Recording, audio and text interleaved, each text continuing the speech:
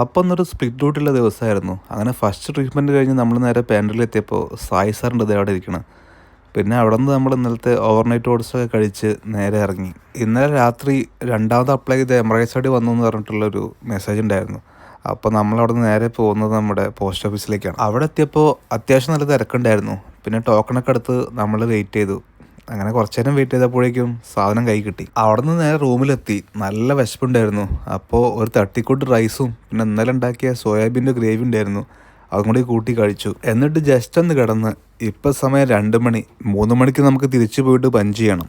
അങ്ങനെ 8 മണി ആയപ്പോഴേക്കും ഡ്യൂട്ടിയൊക്കെ കഴിഞ്ഞ് റൂമിലെത്തി.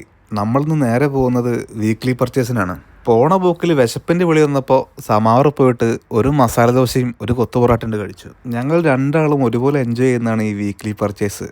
പക്ഷേ വിലക്കയറ്റം കാരണം ആ ഒരു എൻജോയ്മെൻറ്റ് ഇപ്പോൾ കിട്ടുന്നില്ല. എന്നല്ലെങ്കിൽ നാളെ ഒക്കെ ശരിയാവുമായിരിക്കും. അങ്ങനെ അത്യാവശ്യത്തിനുള്ള സാധനമൊക്കെ വാങ്ങി ഞങ്ങൾ നേരെ പുറത്തിറങ്ങി. അപ്പോൾ അത്രേ ഉള്ളൂ. ബൈ.